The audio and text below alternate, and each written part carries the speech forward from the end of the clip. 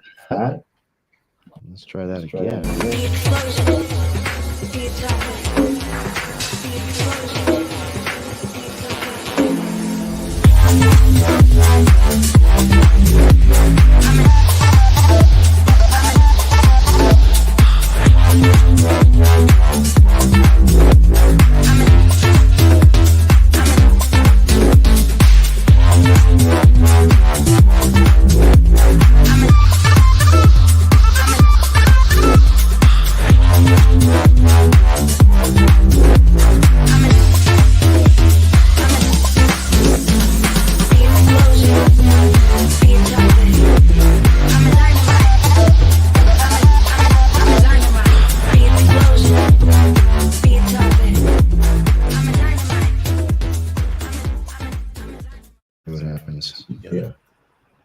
Check. What's the level on that? You got the volume all the way down there, sure. On that channel. There's that one. Third from the end. That one. This is one. Yeah. Should go up. Well, that was those guys might had to be down low, low, but I just switched it back. Yeah.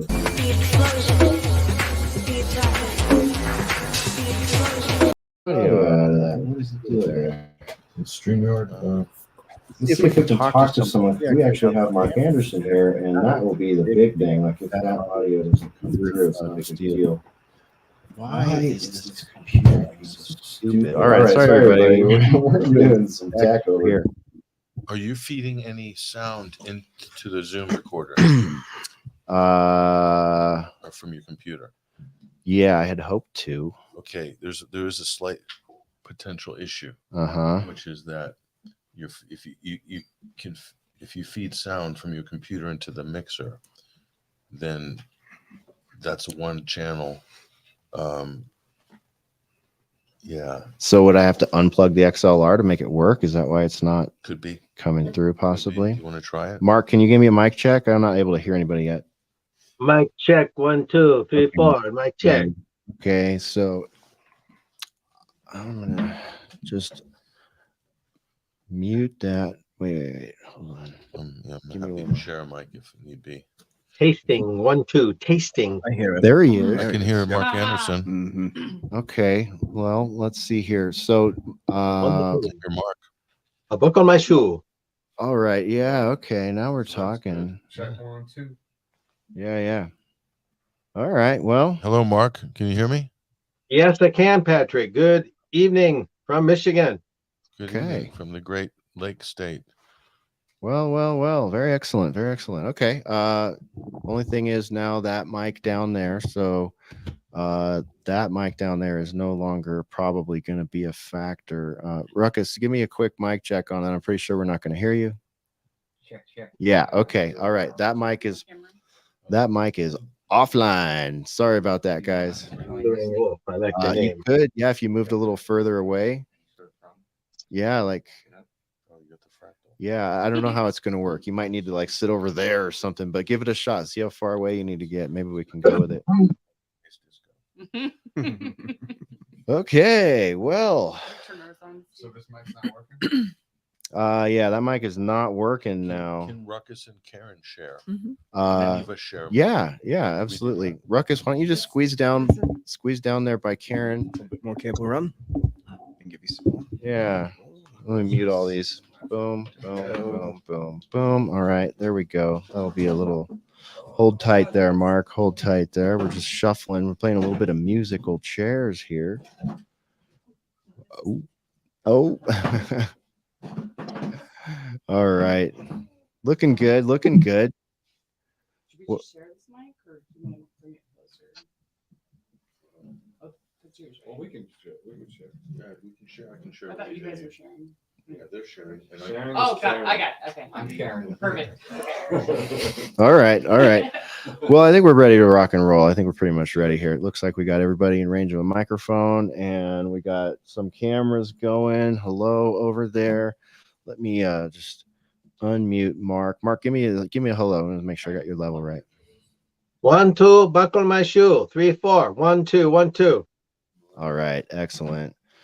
Okay. Well. This mic's not on. Oh, well, yeah, I just got everybody muted. Let's Check 1 2. boom. All right, everybody's open. Everybody's open. Nice. Open. Okay, I think we're in Getting here. dangerous now. Uh-oh. Yeah, it has gotten dangerous. Okay, welcome everybody. Welcome. This is the Boiler Room for August the 31st. Thank you for sticking with us while we managed some tech setup there. We tried our best to launch the intro and come in here like professionals, but fact of the matter is we're live out of Santa Fe today. And we had to do the whole entire mobile studio setup and a computer configuration, but we are here. We made it. Happy to be with everybody. We are having a alternate current radio, 21st Century Wire, and TNT Creators Summit meeting out here in beautiful Santa Fe, New Mexico. I'm very pleased to be joined by a bunch of my favorite people here, and it looks like we've got even a couple more joining the stream here. We got more Boiler Roomers coming in. Very good. You want me to add you too, Spore? All right, we got Spore adding there. Okay, Whoa. Excellent. There we go. So we've got a number of great camera views set up here for everybody out there on the video stream. And if you're out there listening on the audio stream, thank you for joining us. And yeah, we are here. Like I said, we're here in Santa Fe, beautiful Santa Fe. And we had some rain pass over while we were setting up all this gear over here. That was exciting, wondering if we were going to have to take it all apart and move it inside. But yes, we're all very happy to be here with you here in the Boiler Room. This is a special Boiler Room broadcast. And we're just going to go right around the room and introduce everybody to get started. Off to my left here, I've got Mr. Cory Drayton joining us once again. Cory Drayton, the Wandering Wolf. How's it going, bro? Man, I am doing absolutely fantastic. It's been a wonderful few days, and I'm so happy to be with you all here in the land of enchantment. So let's do a Boiler Room. Yeah, this is a perfect place, perfect time for it. It's just wonderful. Okay, and then we've got the lovely Karen Hunt joining us also. Karen, welcome to the Boiler Room, your first appearance. Yeah, I'm very excited and a little feeling a little intrepid, but I'm here, ready to go. All right. We're very glad to have you here. So thanks for joining us. And next to Karen, we've got Ruckus, the one and only Ruckus among us. Ruckus, what's up? Welcome to the Boiler Room. Ruckus was here. This is exciting because as most of the regular listeners know, I'm from New Mexico. So what an honor to be sharing my state with these fine folks and this table with the listeners out there. Let's do this. It's going to be a blast. Yeah, thanks for having me. All right. That's the Ruckus right there, everybody, of the Daily Ruckus. And of course, you can catch him on the second hour of my next guest show, Mr. Joseph Arthur, who does Joseph Arthur's Technicolor Dreamcast at TNT Radio Monday through Friday for 2 hours, which will be on immediately after this show almost. Joseph, welcome to the Boiler Room. Thanks for having me. I'm excited to be here. This is the stuff of legends. Now I'm joining the cast of legends in the land of legends and just excited, man. It's been such a fantastic meeting of the minds, total inspiration. It's got me being fearless with my voice again, or at least approaching those energies. And I'm just happy to be here. And you guys are really inspiring. So thanks for having me on the Boiler Room. Yeah, man. Yeah.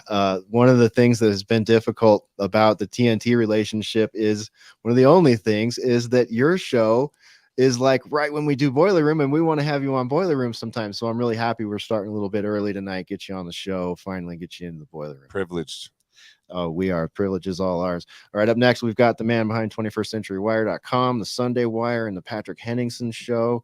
And of course, you can catch him on UK Column and all a New Dawn magazine. I mean, a real media renaissance, man. Patrick Henningsen, welcome to the Boiler Room. It's a pleasure to be with you, Hesher, and to be in such esteemed company around this table. Unbelievable. And getting to know everybody a little bit better. We don't spend so much time physically in the same space. It's very rare opportunity. So I think it's been amazing couple of days, and it's not over yet. We still got more to power through. Yes, we do. It's been real fun though, because we've had a lot of get to know each other time. We've had a lot of FaceTime, a lot of time to collaborate and just kind of learn about each other and all that stuff. And not only that, we have done, let me see if I can tally this up. 2 Joseph Arthur shows, that's 4 hours. 1 Patrick Henningsen show, that's another 3 hours. And 1 Brian McLean show, that was another 3 hours. And there's going to be another Joseph Arthur show coming up tonight. And Karen did the Rick Munn show, that's another 2 hours. So we're looking at like more than 12 hours of content that we've created here just in the last couple of days. So it's really awesome and impressive to be able to just pull what each of us could fit in a backpack or a couple of suitcases and sit down at an Airbnb in Santa Fe and do that much, like function at that high a level, you know, put that much content out over multiple networks. We're gonna have content going out at TNT, ACR, 21 Wire, YouTube, Rockfin, Spreaker. So pretty impressed. Pat ourselves on the back. Very impressed with the amount of content that we've created here. Yeah, snappy. Snap it. Yeah, Snap it. that's right. Jazz hands. Jazz hands. We don't want to trigger anybody out there, right? Trigger warning, jazz hands incoming. Yeah, that's right. But yeah, it's been awesome doing this. And up next, the one, the only, the very lovely curator of all things Whiskey Tango Foxtrot on the interwebs, lovely Spore. How's it going? Welcome to the show. I always say I'm happy to be here, but this is different. I mean, I'm always happy to be on Boiler Room, but being here in person with these people, and we never met Ruckus in person before, and I've had the pleasure of meeting Patrick and Cory before. So I'm always looking forward to that. Never met Joseph or Karen, and Get close to the mic, Sport. I just feel so blessed, and like this is some sort of magic happening. We have this unpalpable kinetic energy going on, and synchronicities that are like coming at us at like tenfold speed. So it's brilliant. I am elated. All right. Oh, look at me. I probably should have had that view up while you guys were talking. I'm not doing my video production very well here, but there they are. That's right. The Technicolor dreamy background right there. Okay. And then we've got some online people joining us too. We've got Mark Anderson, the Truth Hound, a man that would and should normally be here, but he's got some family obligations, some work obligations. So we're doing it remote. We're bringing Mark in via the StreamYard. Mark, welcome to the Boiler Room. How are you? It is lovely to be here to make the establishment quake in their boots. We will do it in our own insidious way, step by step, inch by inch. That's right. We're taking that narrative back, right, Mark? Yep, we are, one report at a time, and they're weakening all the time. I mean, the mass media now is really a parody.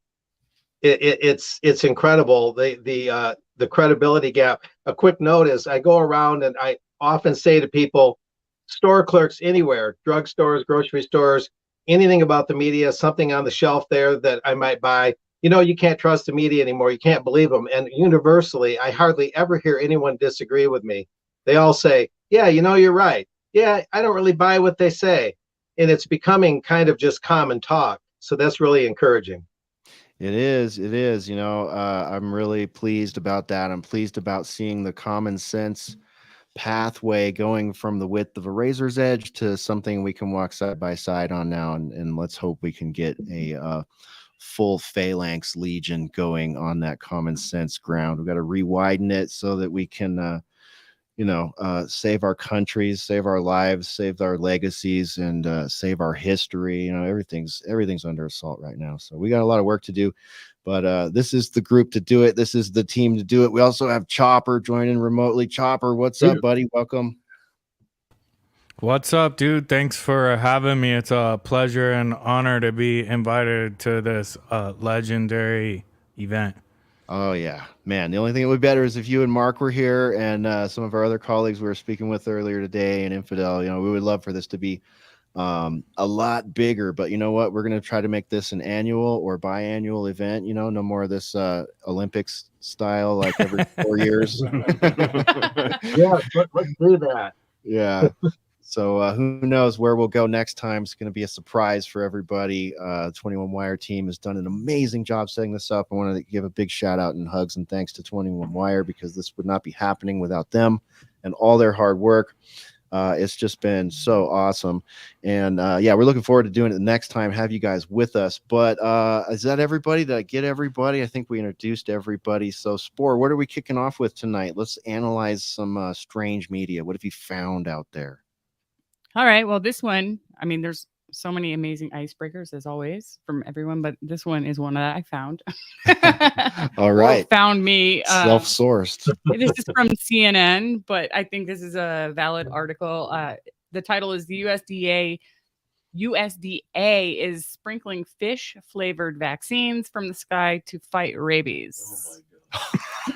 What is a fish flavored vaccine? Okay, so you're basically, I'm going to try and sum this up, and this is mostly happening to Virginia, Philadelphia, I'm sorry, Pennsylvania, West Virginia, and Southern West Virginia. 348,000 vaccines will be distributed also in northern Maine, and they're basically covering vaccines with fish flakes so that raccoons will go and eat these and other animals. But don't worry, they're safe amounts for your pets. Safe amounts for your pets. Yeah. So they're going to be dumping this mid-October. 70,000 vaccines will be distributed in parts of peninsular Massachusetts. October, southern states will receive their rabies vaccines from the sky, from a plane. Oh, this is horrible. This is the worst news ever. North Carolina, Tennessee, and Virginia will receive 880,000 vaccines. Alabama, Georgia, North Carolina, South Carolina, and Tennessee will receive 820,000, and parts of Alabama will include 1.1 million. What? Why does Alabama, of all places, Right? need 1.1 million doses? What is this vaccine against? I'm not sure I caught. Rabies. Okay, rabies. Yeah. You got to be kidding me. No. This is ridiculous. As it is, they've made it illegal to own a dog and not take it in for the rabies shot every year. And I've just recently found some information. They're talking about if those things even work. First of all, if they're even a thing, and I don't think they are. They say that it stays present in the animal for up to like 5 years. So this whole like come back every year, and if you don't and your dog bites someone, we're going to kill your dog. I mean, talk about extortion. That's sad. It says in rural areas, the USDA will distribute the vaccines by airplane. In suburban and urban areas, they'll arrive by helicopter or vehicle or be deposited by hand in designated bait stations. Oh my God. Okay. Open mosh pit. Whoever wants to take this and say something, just do it. Just get in there. Can I weigh in on this? Yeah, please, Patrick. Okay, this is just the peak of insanity. Okay, they're going to throw out hundreds of thousands of what are these pills coated in fish flakes into the forest, thinking that raccoons are going to find them, and mongooses and bats are going to eat them too. I mean, these people have lost their minds. All this is a massive money spinner. It's guaranteed federal purchase of these so-called vaccines. They've sold this idea, this crackpot, mad idea. Even in Victorian times, they didn't have crackpot ideas this bad. We're totally regressing. They've sold this to somebody at the USDA, and some do-gooder or whatever has said, "Oh, that's a great idea." And they've said it to the Biden administration, who don't know whether they're coming or going anyway. And here you go. This is just insane. And to think that pets or raccoons, how often do they bite humans? Ugh. I mean, how rare is this? 1 in a million or something? So let's spray pills all over the forest and all over your suburban neighborhoods. I mean, this is crazy. I don't know anyone that's ever been bitten by a raccoon or a mongoose or any of those things. Yeah, you know that in 2020, the animal vaccine market was estimated to be $7.2 billion. And the drug maker Merck markets 58 poultry vaccines for diseases. So imagine 58 poultry that's just for poultry. 58 different vaccines are going into your poultry. Ugh. So yeah, let's just keep doing it more and more. Yeah, right. It's working out great. Everybody's super healthy. Joseph, what about you, man? What do you think about this? Dropping animal bait for vaccines. Amazing. I'm kind of speechless. You know, as a lizard runs behind you up a wall, it's I don't really know what to say. It's just like I've reached peak in levels of cognitive dissonance, insanity. Like half the times I'm baffled and I just don't I don't know what to say. It's madness on fleek. You know, you know, it's just straight madness. So I don't know. Yeah. What? Yeah, go ahead. I just want to add a little bit more here. The oral vaccine, also called Raborol, VRG, Raborol, has been found to be safe in over 60 animal species, says the USDA.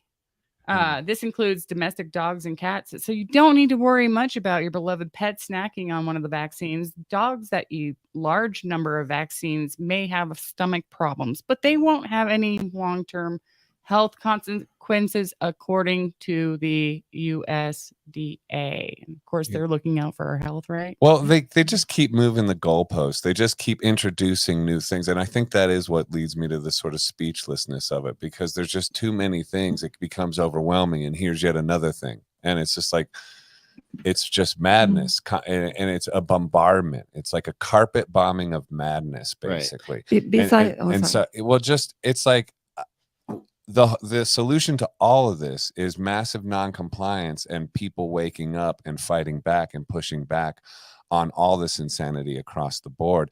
And I just don't know what the straw that's going to break the camel's back is. You know what I mean? Like, when is it going to be like enough's enough and we as people unite and rise up against all the, because it's like, you know, we can keep reviewing each new layer of madness, but after a while it just becomes like, what are we going to do about it? Yeah, which circle of hell are we in if we just keep watching it go by? Right, and saying, "Hey, that's bad too. That's bad too." It's like, yeah, it's clear they're absolutely out of their minds, you know. And that's here's for the next sure. layer. Yeah, yeah. We'll go to Karen, and then we'll go over to you, Mark. I just want to say, on top of that, there's antibiotics that they feed to these animals as well, which is now producing these super bugs. And so it seems like everything that they think that they're making a solution for, they're just creating a bigger problem. Absolutely. And then they have to figure out another solution, and it just, you know, keeps going. And it's old. It's just, it is madness. It's total madness. They look at animal populations as markets. And the wildlife, they've now earmarked it as a market. They've got a unit to sell for each of those animals in that market, because they've done the humans. And remember, safe and effective. They've just said these are safe and effective. Don't worry, they're safe for the animals. Where have we heard that before? They should work. Yeah, you think that they should be okay. Have you heard that before? Right. All tests indicate it should be okay. All right, Mark Anderson, over to you. What do you think about this one, man? This is a shocker. I'm reminded of some of the themes in Animals, the Pink Floyd album. Patrick alluded to what I was thinking of to a point, that they regard human populations and animal populations as essentially the same thing. Yeah. And it is largely profiteering. I mean, it would be a lot more honest if we had good old-fashioned criminals that would just back up the large truck or van and back it up to the vault, break in the vault, and take the money right out of the U.S. Treasury. I could respect that. But instead, Merck and all these big pharma companies engineer all these contracts with the federal government. And so there's all this contracting, but they're just cleaning out the Treasury. They're just helping themselves to our tax dollars. I wish we had good old-fashioned robbery and, you know, things of that nature, the good old days when crime was obviously crime, right? But now they couch everything in this language, you know, safe and effective. They have these contracts with the USDA, the FDA. They have their shoe-in, their people on the boards. The FDA automatically rubber stamps everything. And so they rob the Treasury that way rather than the old-fashioned way. So I miss the good old days of good old upfront crime that could be identified as crime and treated and prosecuted as such. But, you know, this makes them more or less untouchable because they play the humanitarian card, you know, oh, we're going to save you and your pets, and we're looking out for you. And that's on top of the fact that the whole idea of a vaccine is a very questionable enterprise to begin with. You know, the idea that you can put an attenuated illness in your body and make your body fight it. Well, okay, really? But you can just boost your general immunity through better health, better diet, being hydrated, all sorts of good quality supplements. You don't need a specific serum or whatever against a specific disease. You just need good general defenses. Yeah. It's weird how they've sold people on this idea that, oh, there's this one pathogen out there. Now we've got to get you this specific vaccine, and it's going to get that pathogen. It's like, come on, right? It's a con job, largely. It's the same playbook as well every time, like you said, Mark, about how it's like they always play the good cop and all across all the agendas. Like, oh, we're out for humanity, or or Black Lives Matter, or it's just like it's always, or inclusion with like gender reaffirming surgeries for children. It's always the same playbook all the time. Like, we're the good guys, and anyone who even questions anything we say are just the absolute dregs of society. So that too can work in our advantage to fight this, because it is the same tired playbook across all of these things. So all it's going to take is one of these things to dramatically fall. And with the environmental crisis, same thing. It's like, if you question that, we're the good guys, we care about the environment, when actually all they're trying to do is subjugate and control and gut the middle class and create division between the serfs and the elites, and it's obvious. Well put. Yeah, absolutely. Wandering Wolf, what about you, man? I see you taking down some notes there. I know you got some thoughts. What's on your mind when it comes to this one? Yeah, I mean, this sort of normalization of the spray and pray approach to drugs deployment is completely mental. And the first thing that comes to mind for me is this. Well, is this the only thing they're dropping from the skies? They're telling us that this is the only thing that they're going to be dropping in to these areas. But of course, I think we can suspect that's probably not the case. What is this? What is this a cover for? You said the quiet part out loud. No. This is exactly the thing that I was thinking too. Is like, we've been all called crazy for talking about chemtrails and stuff like that. Right. But now they are literally saying that they are dropping basically drugs that they're saying is safe for us. Like, okay, well, the USDA, like, what do they approve? Everything in the grocery store, which is 90% garbage and poisonous. Yeah. Right. And now they're literally telling us that, but it's going to be fine for your dog, because, raccoons can spread rabies. Therefore, we're going to keep you safe by dropping chemicals onto the land you grow your food in. Yeah.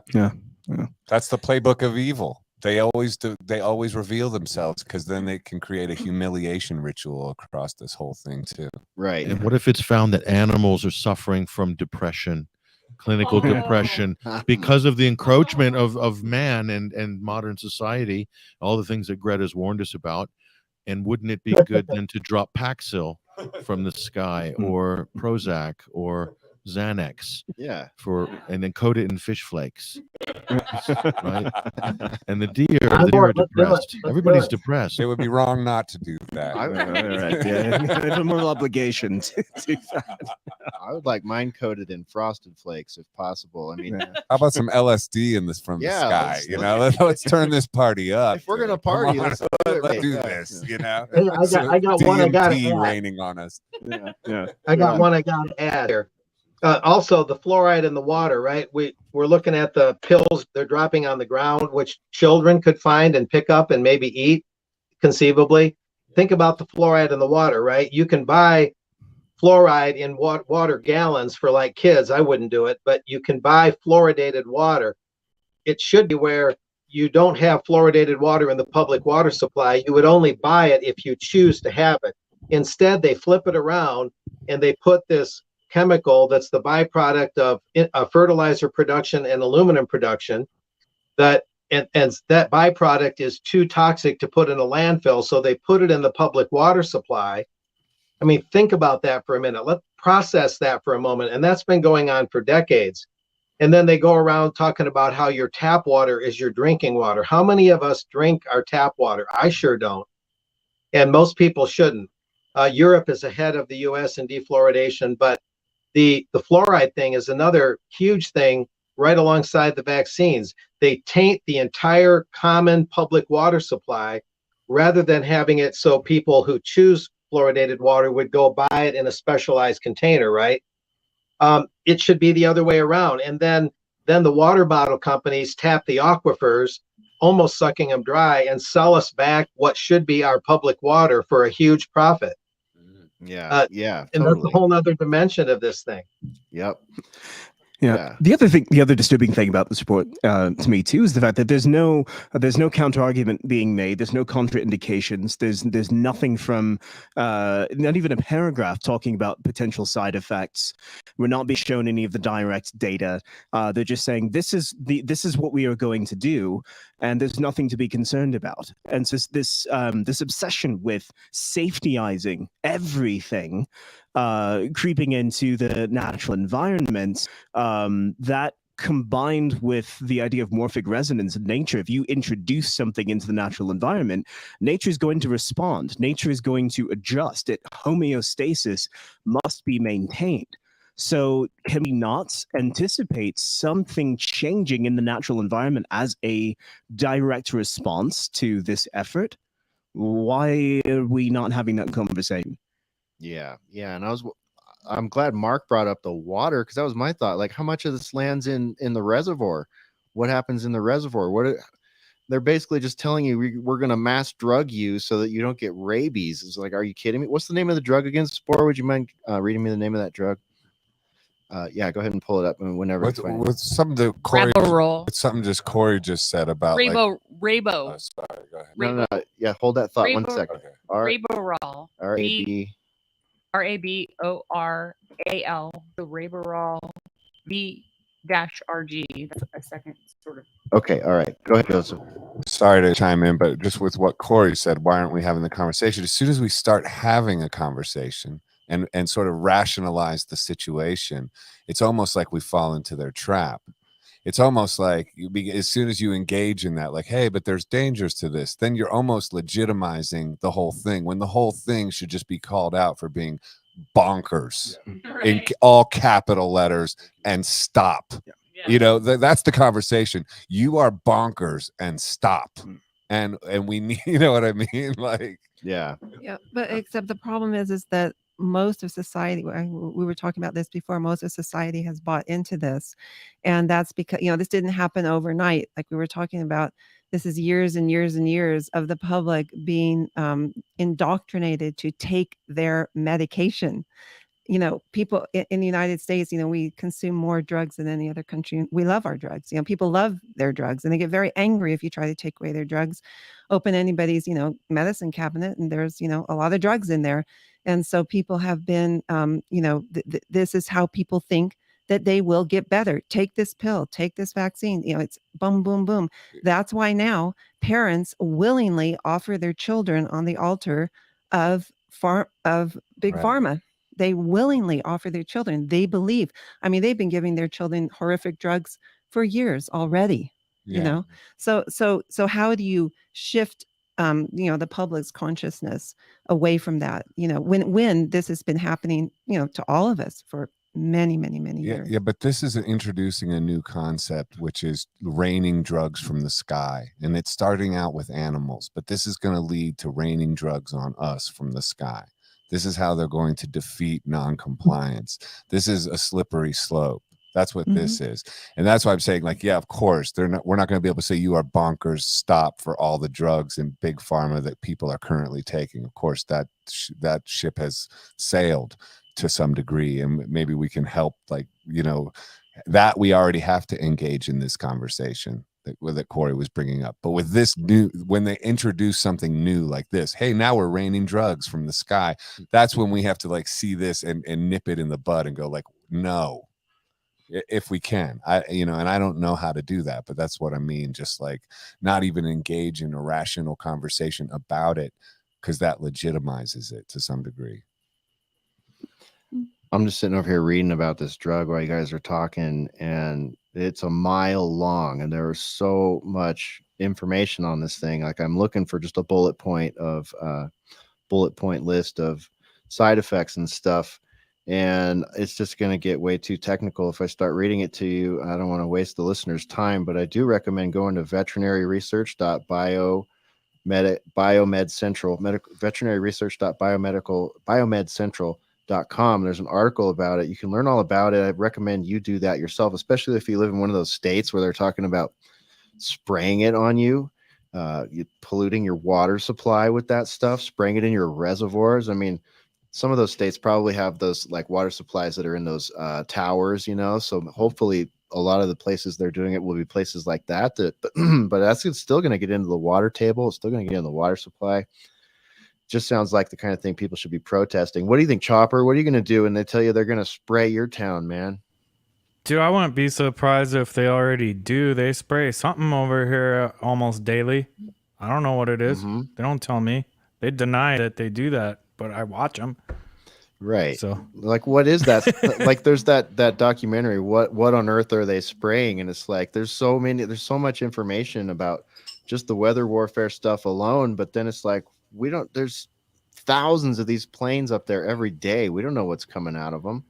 no, we don't. And you guys are all you guys are all right, pretty much, in my opinion, with all these points. But like, I remember when I was a kid in San Diego, there was a fruit fly, so they had to spray malathion on everybody from Cessnas and shit or whatever. And it was like people were upset, and it was a big deal, and and I think they ultimately ended up doing it, but they didn't do it very long, or they said they stopped, or but it's just it's stuff happens all the time. And they talk about dosing people to LSD. Yeah, they give a whole village in France LSD to see what would happen. Mm-hmm. And all this stuff is going to go in the water supply, and they're going to do more, and this is like they're just legitimizing this. And I remember like 2 years ago reading an article from some nerd at a university saying that we needed to put vaccines in the water because people are too stupid to take their medicine when we tell them. And so we're just going to make that decision for you. That's where this is going. Yeah, right. It's a solution in search of a problem. And you see this repeated over and over again. These people have plenty of these bright ideas and solutions that has consequences. You chuck millions of doses of drugs around in bushes, and there's consequence. Animals could die, could get sick. There's precedent for this. It's, I mean, the extreme of it. What happens if they just start dropping drugs for the human population? Yeah, drop the Soma by plane. This actually happened in South London. The crack dealers were stashing their drugs in the bushes, and when the police would come, and they'd come back and often leave the stash in the bushes, and the squirrels were getting a hold. You hear about this? Crackhead squirrels? Crackhead squirrels in Brixton. And then these aggressive squirrels were attacking people and like coming up to people and stuff, and really had the feet going sideways and all that. The crack foot. So this is like a real thing. So and who can forget the meth gators in Florida? Oh, the meth gator, right? Or was that Louisiana? Probably both. But yeah, hey, nice to see you, Mark and Chopper. Wish you guys were here. Yeah, you know what this reminds me of, guys? Remember Mr. Bill Gates, the world's most famous and powerful doctor and virologist? The 4-time Nobel Prize winning scientist. Yeah, that guy. He had this wacky idea not that long ago to go ahead and send out a bunch of genetically modified mosquitoes into the population. And from what I understand, this has already happened. This has been going on. I just got bit by a mosquito, man. You're scaring me. Dude, so did I. Same here. Should I wear a mask or something? Did Bill Gates hear we were all meeting up here and send out the GMO mosquitoes to get us? I know. But they're doing it in Woodland Hills, my backyard. Oh my gosh. If you get red spots from a mosquito bite, be careful, because that could be monkeypox. Exactly. And you don't want to get monkeypox. Oh boy. No, you definitely do not. Hey, look at this. We got a combat landing from the Odd Man Out. What's up, Odd Man Out? How you doing? Welcome to the boiler room. What's up, guys? It's great to be with you. Man, I wish I was there. We wish you were here too. You got a styling studio there, Odd Man. That's like that's a nice space you got there. Oh, thank you, man. I appreciate that very much. It's years of just acquiring musical instruments, a whole wall of CDs that are virtually worthless, but I still love them. You know? Yeah, absolutely, man. So how's it going out there? What's going on with the Oddcast lately? Welcome. We're glad you're able to join us. Oh, thanks, man. I'll let Ruckus know that I came this close to posting my show tonight.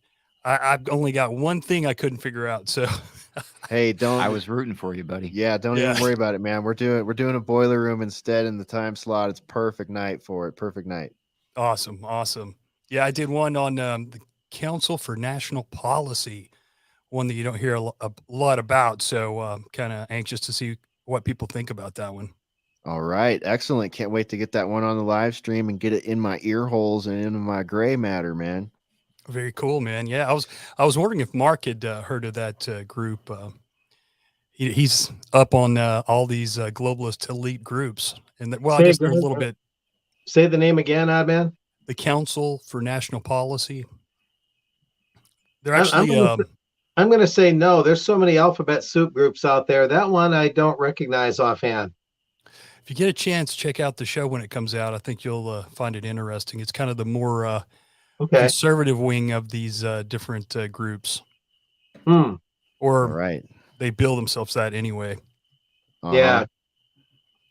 Another group to watch out for. We have this growing list of alphabet groups and NGOs that we need to make our listeners aware of and ourselves. I mean, gosh, yeah, we're still always learning about more. So appreciate that, Odd Man. So let's see here. Odd Man, we were talking before you came in, the opening article, the icebreaker today was Sport. You got the headline in front of you still? Do you want to read him the headline one more time? Sure. The USDA is sprinkling fish flavored vaccines from the sky to fight rabies. So drugs dropped from the sky in rural areas. A fistful of states were mentioned. And yeah, what do you think about that, man? Yeah, I mean, air pharmacology, they're already filling the skies with something in certain areas. They don't want to talk about that. But yeah, I mean, I go back and forth. I kind of vacillate back and forth. I always thought that the powers that shouldn't be were just pure evil. And now I'm starting to think that they're just idiots, I guess it's a cross between the two, but some of the things that they're doing now, it just, I heard Patrick say it's money laundering. They're just throwing, they've got all this money that they've taken in for COVID and all these other things. And they've got to do something with some of it or pretend they're doing something with some of it. But that's scary to think about, man, because, in the future, what are they going to be dropping from the sky, and what's going to be the after effects of these things that they're dropping, onto the ground, into the water and all that stuff. So And more why insanity. Why do we don't get to ask if it's okay that we have this stuff dropped onto the land that we live on, and the water that we drink, and the area that people grow food and our pet. I mean, it is insane. Yeah, I mean, in the 1950s, they did something called Operation Sea Spray in San Francisco, where the military just sent this chemical throughout the population. They didn't ask anybody's permission to see. They wanted to see, what the effect would be like if by any chance a bioweapon was released. So they basically did it to see what the effect would be in case it ever happened. Oh my Lord. Unreal. Yeah, they've got all those different, programs in different machines that they use. Scope X is one. I don't know if you guys have seen Frankenskies, the documentary, but they got document some things that have been going on with the military as far as weather modification since I think maybe the 20s. So some really scary stuff out there. Right. There's a United Nations treaty from 1974, I believe, a UN treaty against weather warfare. So the fact that they had to make a treaty for it and then spent the next 40 years essentially telling us that we were crazy for asking what's with the persistent contrails is a little bit sus, if you will. Well, that's for sure. Yeah, that's a good point. A quick footnote is Crackhead Squirrels. Now I've got a name for my next rock band. That's really good. I was going to call it Loose Stone, but that's no good anymore. Crackhead Squirrels wins. But that aside, I can't wait to announce it to the audience. That aside, when we talk about these issues, we sometimes forget just how persistent these things are. we're worried about what we're talking about now, and it's as funny as it is scary. And yet, like I said, we've had the fluoride thing going just about as long as vaccines. And then the atmospheric modification has been going on, according to Jim Lee, who spoke at a Red Pill conference that Patrick attended also in Arizona in 2016. Weather modification has been going on in its primitive form for over 100 years, like 150 years, believe it or not, something like that. But many of us have heard the claim, I guess we'll call it a claim, that the federal government said in Popular Mechanics in the 1940s that it would own the weather by 2025. And I like to dismiss that. I like to think, well, that's not exactly the case. But the more I see how the weather is, the more I study things, the more it seems like that's plausible. I'm not going to say it's a slam dunk truth, but certainly there's a lot of indications. I talked recently, not too long ago, Hesh, on one of your shows about the Texas Department of Licensing and Regulation. They routinely have private companies get licenses to cloud seed, and it is a routine thing now. And yet it's licensed, it's in the public domain. They approach the government regulatory agency, they get their license, they cloud seed, but yet people don't generally know about it. They put the required public notice in obscure newspapers like the Fort Stockton Pioneer in Texas, probably because they have cheaper ad rates and it meets the minimum advertising requirement and public disclosure requirements. But that kind of so-called routine weather modifications going on all the time. And then when you hear the weather at night, they never say, well, there's been some atmospheric experiments going on lately, ladies and gentlemen, to the northwest, and the unusually heavy rain is because of that. No, they make the weather sound like it's completely a random Gaia thing, just Mother Nature and the inexorable forces of nature. And so now we have to wonder what percentage of the weather that we experience is the forces of nature and what isn't. Maybe the part that isn't the forces of nature is a small percentage. Maybe it's not that much, but nevertheless, I think it's growing because there's a lot of that licensing going on. And one of the strange things is they talk about these wildfires. They say, oh, the fires are raging in Arizona, and yet you don't ever hear them talk about, well, let's actually deliberately create some rain here and there, wherever there's drought, and try and mitigate against the drought and actually do some good. And you don't hear that, and that's kind of strange.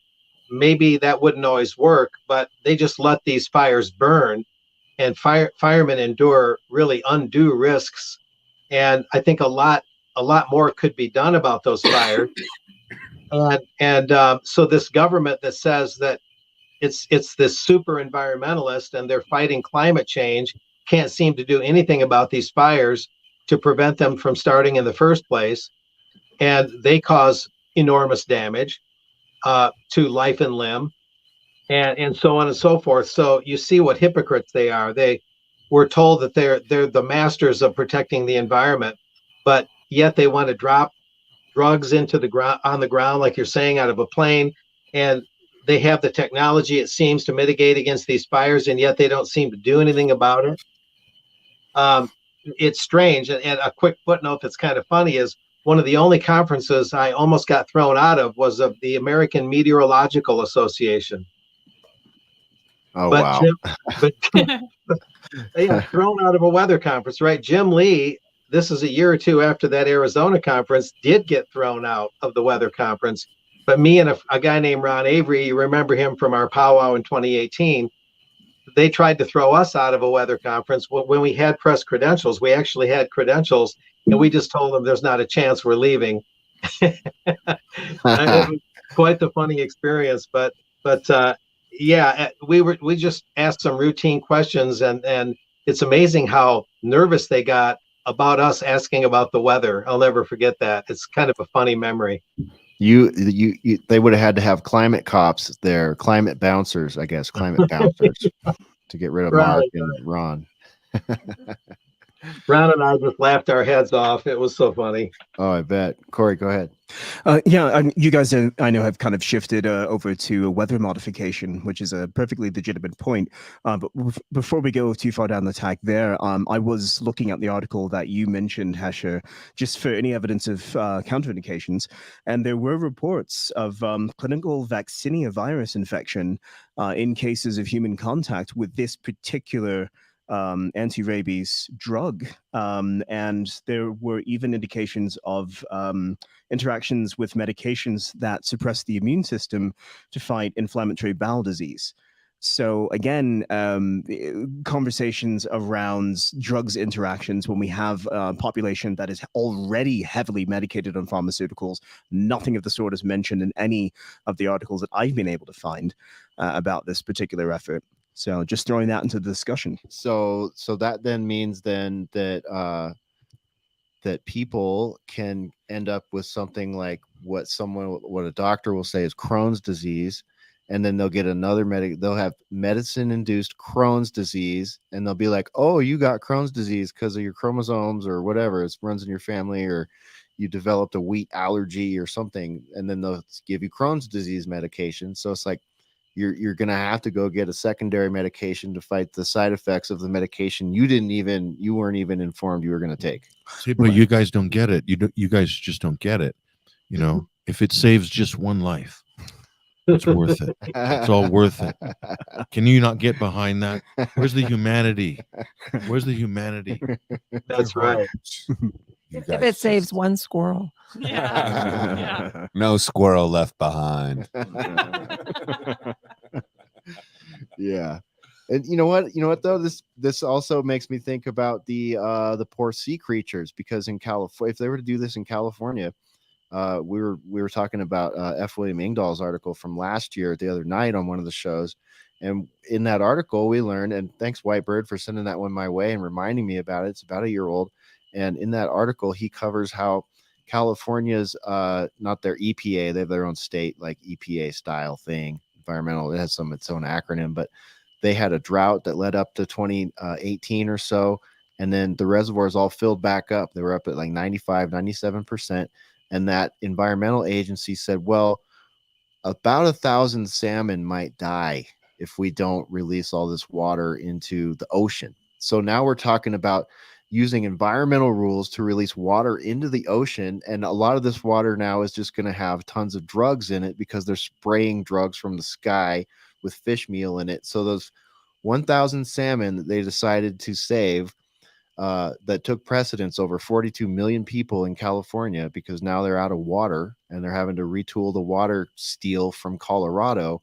It's also drugged water going out to the ocean. So now all the dolphins and the sea turtles, and so all this environmental protection stuff just ends up being just another mess, another catastrophe, another wreck, another pharmacological disaster. Well, to give you some comfort, I think I mentioned it before, but it was USDA approved. So. Oh, okay. Okay. Oh, that's good then. You should all feel better now. We feel Thank goodness it wasn't the same institution that fast tracked the vat. Oh. Oh, Well, never mind. I feel sorry for Daryl Hannah. Remember Splash? Yeah. She's a mermaid. Yeah. Little Splash reference there. Yeah. All roads no. lead back to Jeffrey Epstein, because then now we got Tom Hanks. Oh no, where's the list? Where does Tom Hanks take Daryl Hannah when she has mermaid Crohn's disease? I mean, is there Exactly. Is there a special doctor for that? These are the hard-hitting questions that need to be asked. Well, and remember that Tom Hanks led the way for all of us by getting COVID first. All Yes. And his wife. It's and- all coming together And now. I mean, they were so brave. What a and leader. Yeah. So, you know.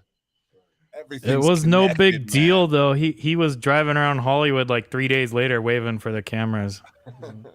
That's right. Yep, you're right, One Chopper. day he's Mr. Rogers, the next day he's our hero.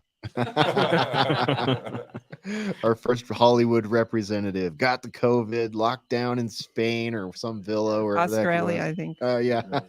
Yep.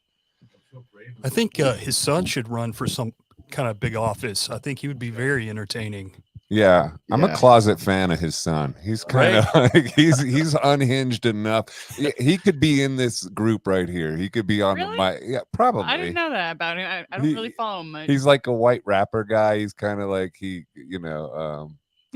like a movie star too, right? I don't know, but I've seen him on. I think it was on Logan Paul's podcast or something. Yes, I secretly watched Logan Paul sometimes. It's entertaining. Don't judge me. Yeah. Now the one son's Absolutely. really straight laced and he's a pretty good actor, and then the Oh, other that's guy the one I was thinking of. crazy. I'm thinking of the crazy one. I didn't know there There's was a, crazy. there's one that's unhinged Oh. with tattoos. and- We'll have to look up. Yeah. I don't know. The big question look is, up the unhinged Hanks. Is he a conspiracy theorist? That's what- Yeah, I think so. All right. But he denies the whole, Tom being The whole on- my dad's on terrible. the list. Yeah. thing, you know? Of course. It's your duty as a son. So, sorry, that one's just a zero-sum game. Yeah. All right. Well, let's see here. Mark, did you have what are you up to, man? Do you have any like special reporting you're doing or anything you want to throw into the boiler room tonight? A couple of recent reports are August 20 and 21. The Pillow Guy entrepreneur Mike Lindell held his Moment of Truth Summit in Springfield, Missouri. I had some eyes and ears there. Jim Condit Jr. and another guy rubbing elbows with some of the Trump people, Steve Bannon and whatnot. And they talked about the cast vote records, a particular kind of record in the election database. And the voter GA group out of Georgia, which you've heard of, Voters Organized for Trusted Election Results, Voter GA, their representative, Garland Favorito, was there. Long story short, they've got the goods that, at least in Georgia for sure, the election was definitely stolen. The data is absolutely there sufficiently to prove that the election really belonged to Donald Trump. And I could go into more detail, but I'm just kind of answering your general question as to what I've been covering. I don't know how much detail you want. There's an exploration of all 50 states' data going on now. And they're calling for, as I mentioned a moment ago, something called cast vote records. And I went to the county clerk here in southwestern Michigan, and they denied even having them. And then I talked to some IT experts, and they said there's no way they cannot have the cast vote records. So logically, they must have lied. It's a really sensitive thing. There's ballot retention laws. Under the federal government, after a given election, you're supposed to keep all the ballot data for a minimum of 22 months, and then you can destroy it.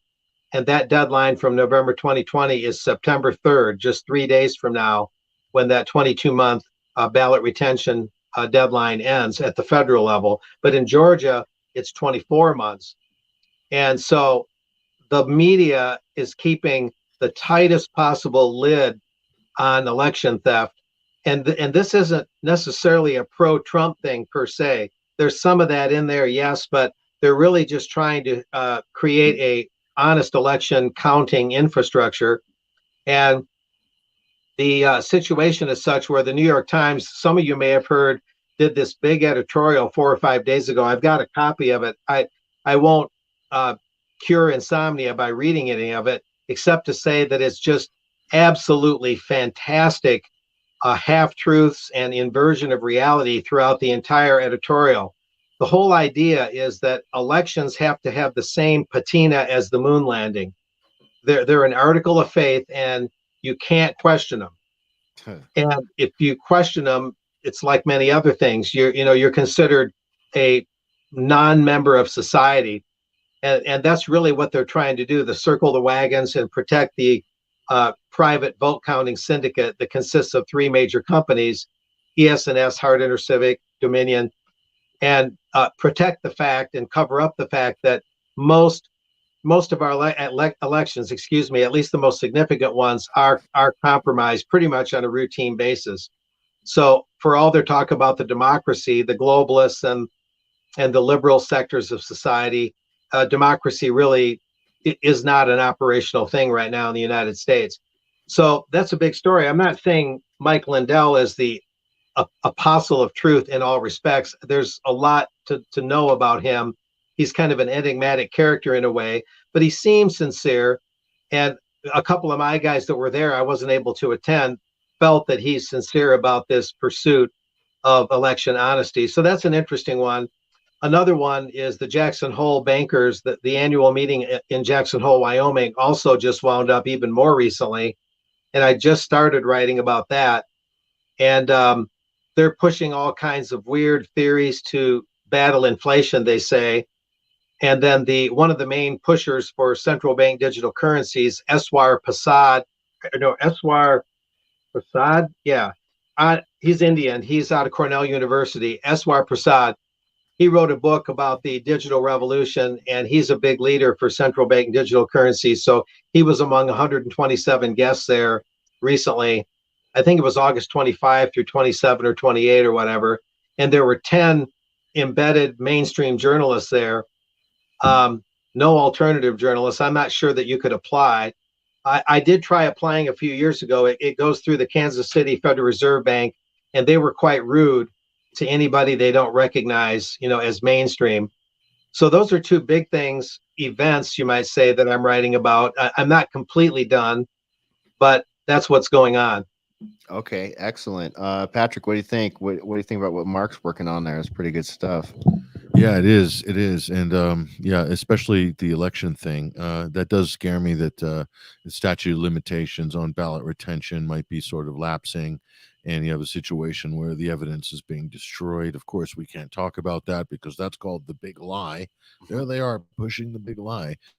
Start a civil war. Yeah, this is just the ultimate gaslighting. So if you even question, I mean, look, if someone is gonna put the money up and do an investigation, do an audit on whatever election with publicly available data, ballots, or whatever, and they're willing to spend the money, the time, and the resources doing it, go let them do it. What they've That's done right. is they've tried to criminalize this wanting to question. Listen, in politics, if you've got the money and you're willing to front it and spend it, let them do it. The fact that they're trying to shame and denigrate anybody who's raising these questions or doing these investigations is proof positive, in my opinion, and should be everybody's opinion. It's proof positive that there's someone who's trying to cover up or hide something. Otherwise, if it's just a nutty conspiracy theory, let them have at it. That's how a sane person would look at this. And so nothing to fear. They always tell you if you've got nothing to hide, then you have nothing to be afraid of. Same with this. So clearly there's something going on here. They're sandbagging it, and I'm absolutely horrified, potentially horrified by the fact that this could be repeated in key states and districts in the upcoming midterms, and it would confound all of the mainstream polling even on what Congress and Senate races are going to look like. That really scares the daylights out of me, because at that point, if there is pushback, that's going to be framed as far right, or whatever, fascist. They're using the F word now. Everybody's asking questions. So I'm not looking forward to the midterms, because I just sense that you've got these freaks, fanatics, people that believed that Trump was the Orange Hitler, implanted by Putin. So therefore, it gave them license to break rules, break the law, commit mass election fraud in the 2020 elections, and feel like they were doing their patriotic duty by keeping this Orange Hitler, Putin agent out of the White House. I mean, it's okay. You're doing it for the greater good. The same type of mentality is going to persist for the midterms and then for the 2024 elections, unless the American people in states wrestle control of their democratic system. Tulsi Gabbard put a perfectly plausible, good bill, American Election Act. I forgot the actual title, getting us back to paper ballots and things like this. France does paper ballots, election results available at 7 p.m., 9 p.m. on election night. It's not rocket science. You don't need computers to do it. It's a big scam. We can't even count our own votes. That should tell you all you need to know about American democracy. Yeah, it's a real problem. And I've had 3, maybe 4 congressional candidates and maybe 1 Senate candidate on my TNT show. I had Mike Cargile, Smile, it's Cargile. Joseph and I talked to Mike Cargile, and who did you talk to me, Cory? Who did you talk to me with the other day? I can't remember. I think I was on with the it was the guy who was building the statues. It was Oh, right. It was the space statue guy. And then Space man. Ruckus and I talked to Tyler Giaffney, right? Yep. So these guys and just Joe E. Collins. So I've talked to three congressional candidates. Phil's brother. Yeah, right. Wouldn't that be cool?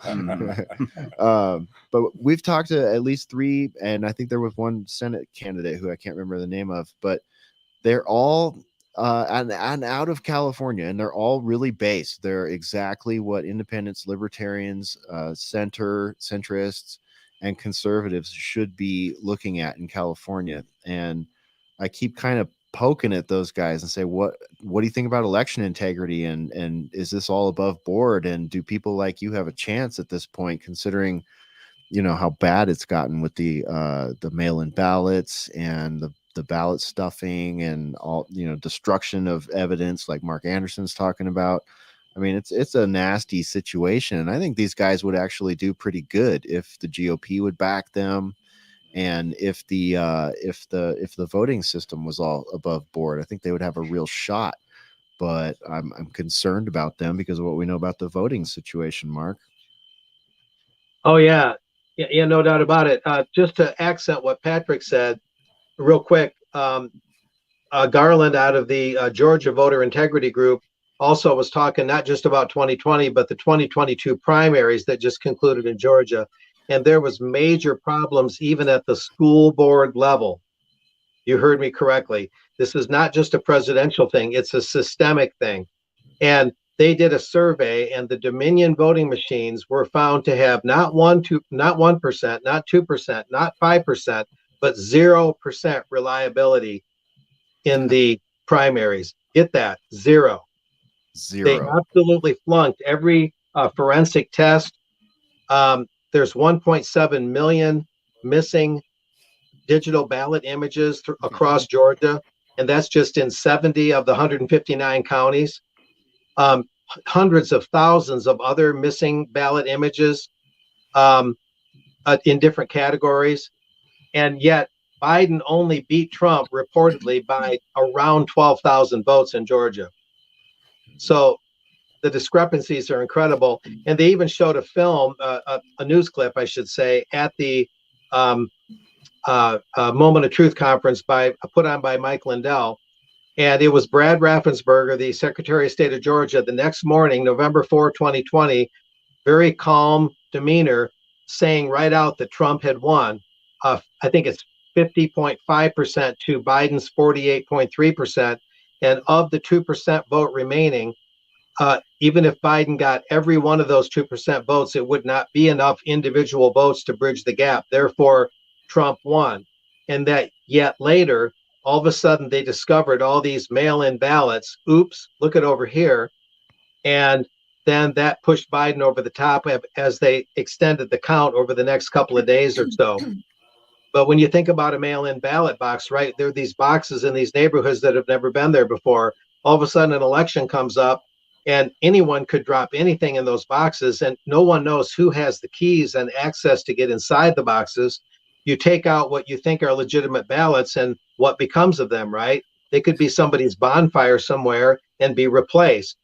That's why the Georgia group also looked at the ballots and looked at, okay, if it's a mail-in ballot, it should be folded a certain way, and it should be made of the approved stock, and it should have the right signatures, the right markups, and they found all sorts of problems there too. They didn't have the right characteristics.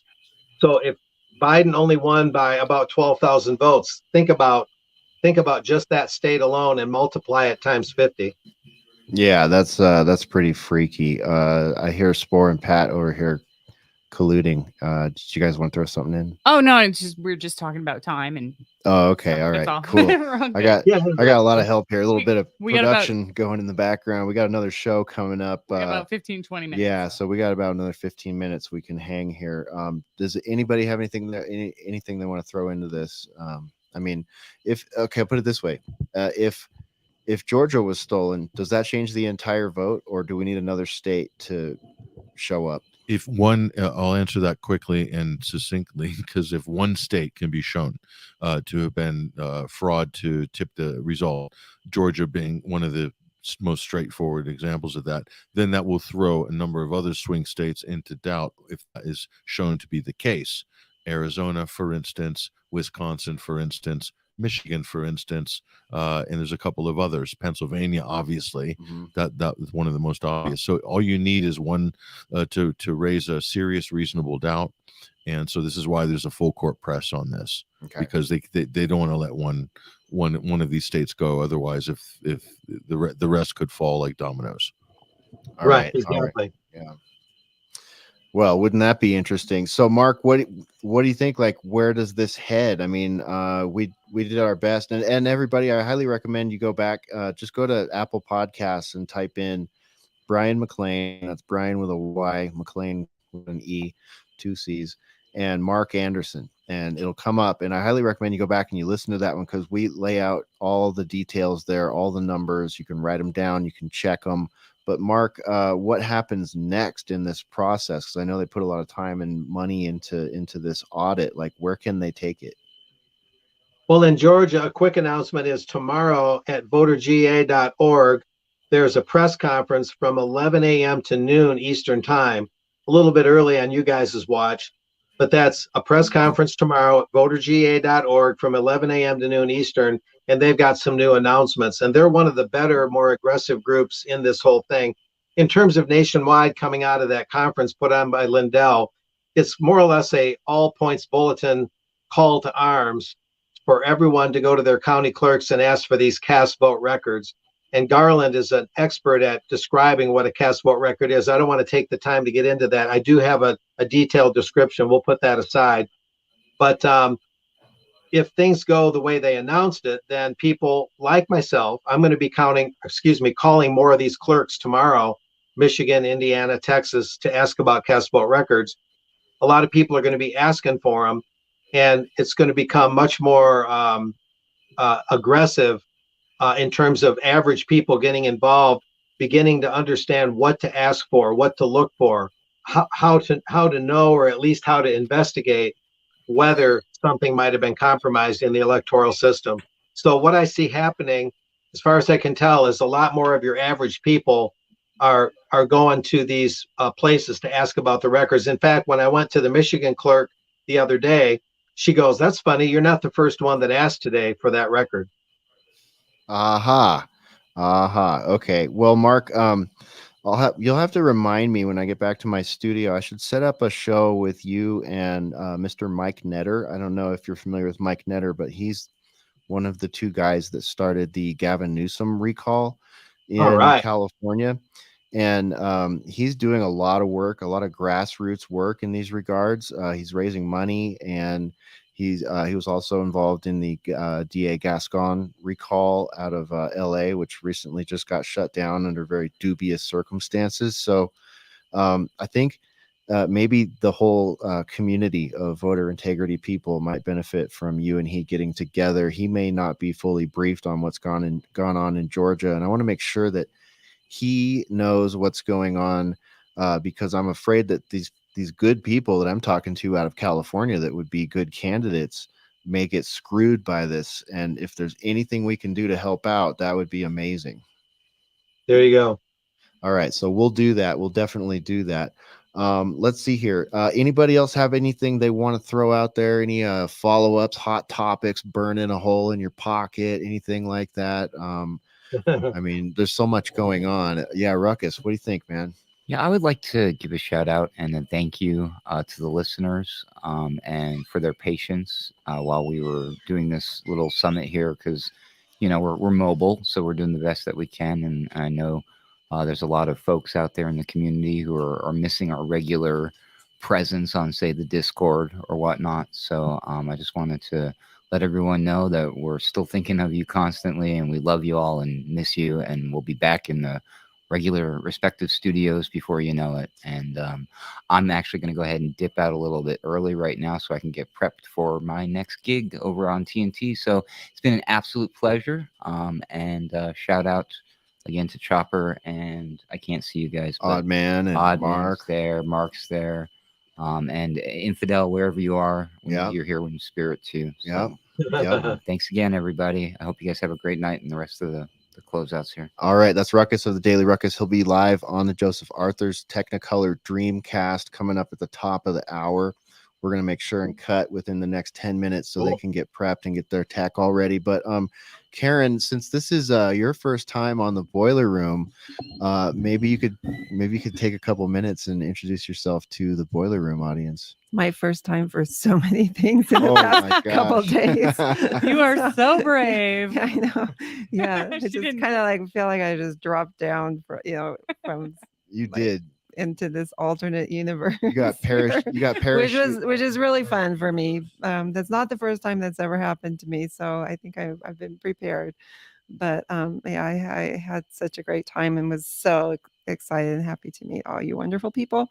Yeah, so just I'm a writer who's recently been canceled from Twitter, and I write on Substack at KH Mezek, MEZEK.substack.com. I write about all kinds of terrifying things and also all kinds of inspirational things. I try to keep a balance there. So. Oh yeah, there's definitely a yin and a yang going on over there.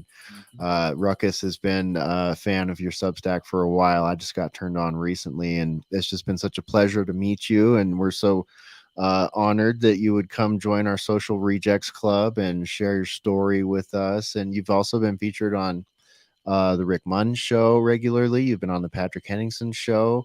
You're going to end up on the Joseph Arthur Show. You've been on there. Actually, you were on there last night. It's been a whirlwind. Yeah. Yeah. You've just been hitting it at the pace lately. So we're very pleased that you were able to join us here. And thank you. Yeah, very happy. Very happy. Yeah, I was just telling her earlier, like, I'm so impressed. She's so brave Mm-hmm.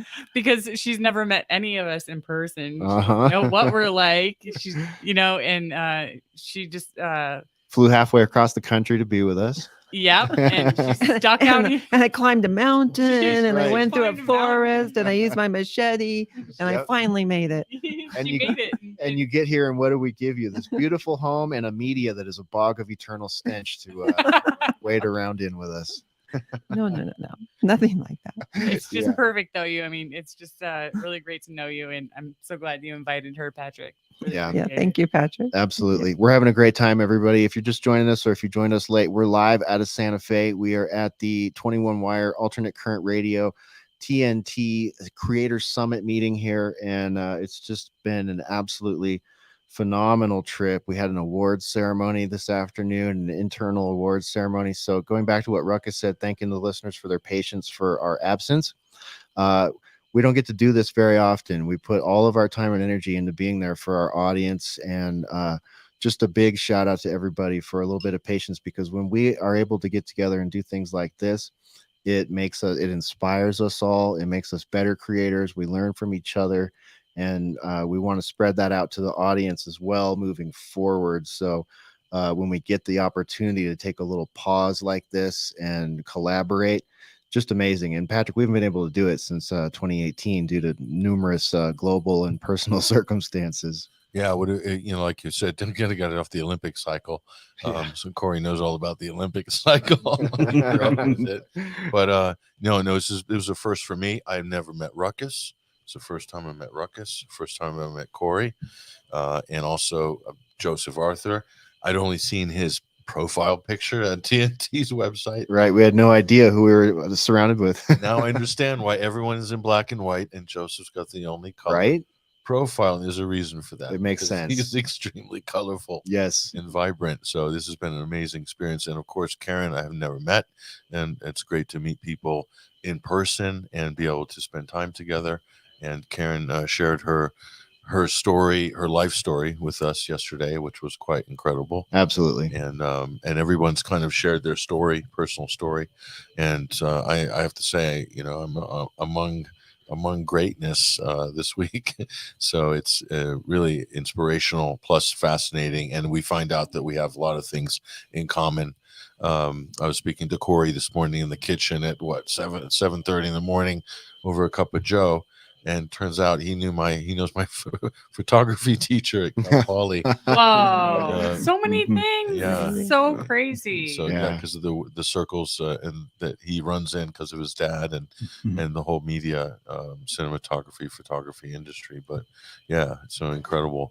And Joseph as well. I mean, we're practically neighbors when I go back to Arizona, and Ruckus, who's holding it down. Yeah. Keeping it real in Albuquerque. Yeah, he is. Keeping Mexico real and relevant. Absolutely. So this is amazing. And of course, you guys, we don't see each other enough, but we have to take advantage of it when we can. So this is great. I think this is definitely a step up, and we've done a lot more than we did last time. Yeah. We got together. Yeah. And if we do get together in the future again, when we do, we'll take it to another level. Yeah, Yeah. absolutely. Another level. And hopefully some of the guys on this stream will be there. Yeah, totally. Yeah, we gotta have Oddman out there. We gotta have Chopper there. We gotta have Mark Anderson there. We gotta have Infidel Pharaoh. We gotta have Randy J. We gotta have Sumo and Smokestack. We've got the birdie, the derp, the White Bird, the Derp. We could keep going. And we need to get Walk On Army to get out here and do a live show, but we're gonna have to shut it down pretty quick here, everybody. Let me hear from Mark Anderson one more time, and then we'll go to Chopper and Oddman out. Mark, over to you, man, for any final comments for tonight's show. I'm sorry it was kind of a short show and it started late, but it's just amazing that we're able to pull it off, and really glad you're able to be here. Yeah, I am too. I'd sure like to be out there. I was in New Mexico recently. I like the climate very much. Really good for your health, I think. Yeah, I just kind of accenting what Patrick and others are saying, hip, hip, hooray for us. We've been working hard. We spend a lot of time in the trenches, all of us. It's not easy doing what we do, and making a living at it to some extent or completely is even harder. And yet we managed to pull it off. If you're like me, you don't sleep a whole lot. And when you do, you sleep extra heavy. Yeah. Yeah. But yeah, it's just kudos to everyone. Let's do it again. I kind of jokingly told myself, let's do the next one right on the border, right? There you go. Maybe we can post up on those shipping containers in Arizona. Yeah, or in Texas, they've got the sections of the wall where they're missing. We could be right. We could set up like a table right next to the border or something. But obviously there'd be logistic problems. But it's kind of funny to think about. But yeah, I look forward to the next one, and we need to make them. Let's try and make them annual. So there we go. Yeah. All right. Excellent. That's Mark Anderson, everybody. thetruthhound.com. That's where you find him. Chopper, man, big room tonight. Really glad you were able to be here. Always enjoy your presence. Wish you were here with us. Looking forward to the next time. Over to you for any final thoughts for tonight's Boiler Room. Yeah, dude. Thanks for having me. Yeah, I'm bummed I couldn't make it, but yeah, we'll try and get it next time. And yeah, that's all, man. Good show, guys. Good to see you guys all together, looking like you're having a good time and all that, and being productive. So badass. Yeah. Well, Thanks, brother. we're just following your life maxim, which is be awesome and do cool shit. All right, that's Chopper, everybody. Words to live by. Oddman out. Thanks for being here tonight, man. Really appreciate your presence, and can't wait to do this next year or the year after, and make sure you're there with us. Absolutely, man. I wish I could have been there, but I definitely want to make the next one. Thank you guys for your friendship. I hope you have a blast. I'm still happy to be a part of Alternate Current Radio. So God bless, and I'll be talking to you guys soon. All right, that's Oddman out, everybody, of the Oddcast. Joseph, I'm going to close it down and hand it over to you in a minute here, but thanks for being here in the Boiler Room tonight. Leave it over to you for any Save Rounds final thoughts. God bless everybody. Thank you all for, speaking truth to power. This is an information war we're in. And so for us to be bucking the system and going against the grain and speaking truth to power against a barrage of social shame and cancellation means, we're all foot soldiers in a very important battle. And so my love and respect to you all. And thanks for, just being awesome people that inspire me. So, yeah. And thanks for having me on the Boiler Room. This is a legendary program. So yeah, it absolutely is. Talking about being awesome and doing cool shit. Joseph Arthur right there. Oh, thanks, brother. Living the dream. We're living other people's dreams, everybody. That's right. We really are, though. Yeah, no. Because the people that silence themselves, man, their soul just, They annihilate themselves. They Yeah. do the job of annihilating themselves for Big Brother. And so, what would you rather have, self-annihilation or a barrage of social shame? I'll take the social shame. Yeah. Fine. Give Any it to day, me. Yeah. any day. That'll lead me to Cory Drayton. Cory, you've said that utopia is nothing but another word for oblivion. So, we'll take the social shame. I can't say it It's either. hard to say, bro. Social shame. Social shame. Social shame. Bring me your social shame. But anyway, we'll take that over oblivion any day. Over to you for final thoughts. There's no time for saved rounds, only final thoughts. Well, as you say, man, utopia means nowhere. And I feel like over the past few days, I've been in the absolute opposite of nowhere. It's almost like it's the next best thing to Valhalla. I'm here with legends. I'm here with people who are my tribe, my family, inspiration, people that I trust, people that I feel an immense gratitude and love for, fighting side by side against the forces of darkness. These powers that want to dehumanize us, that want to turn us into cyborgs and machines and anti-intellectual slop to be chewed up and spit out. And I derive so much inspiration and so much strength just being in the presence of you guys virtually. And here we are, all most of us anyway, in the same space at the same time, breathing the same air. And words cannot express my gratitude and just how touched I am to be a part of all of this. So my thanks to everyone on the call tonight. My thanks to all the listeners. My thanks to just the new friends that I've made. I think this is not only history in the making. This is just the beginning. We're going to go on and do amazing work together. And I look forward to being a part of it going forward. Thanks for having me back, mate. Absolutely, man. Thank you for everything you do. Thank you for being such an awesome friend. Karen, over to you. Anything you want to say before we get out of here? Yeah, just say goodbye to everybody. I want to say thank you to all of you people. It's just been an overwhelming experience for me. I mean, I never expected in my life that I'd be sitting here with all you amazing people inspiring me. And I'm ready to go back and write some more. Yeah. Definitely. All right, Spore, over to you. Thank you for being here. Thanks for everything you do. Yeah, I'm just gonna gush a little bit more and say how honored I am to be here with the people in this room and the people on this call, and have all those intelligent and humorous and loving people out there listening that continue to stick with us, even though it's not always easy. To deal with the information that we bring to the table. All right, Social Reject family, there it is right there. Thanks everybody for being with us tonight. We appreciate you all so much, and we look forward to seeing you again over here in the boiler room. We're out of here, and alternatecurrentradio.com, 21stcenturywire.com, tntradio.live. That's where you're going to want to go next, so that you can catch Joseph Arthur's Technicolor Dreamcast. Thanks, brother. Woo! Ruckus. Yeah. Got a good one. And Cory's coming on too, right? Oh yes, I'll be there for the Some music second by hour. my friend Eric Fowler. It's gonna be a banger. It's gonna be a banger. So tntradio.live, that's where you want to go when this stream shuts down. Thanks everybody. This is Hesher for everybody here at the summit. We'll see you next time.